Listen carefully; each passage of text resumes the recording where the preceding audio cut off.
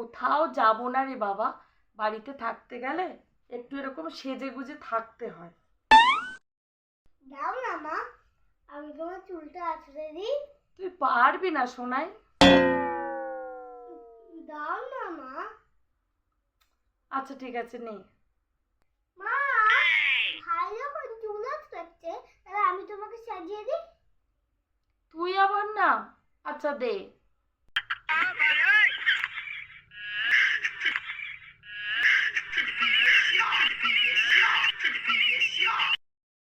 দেখো না তোমাকে কি সুন্দর সাজিয়েছি।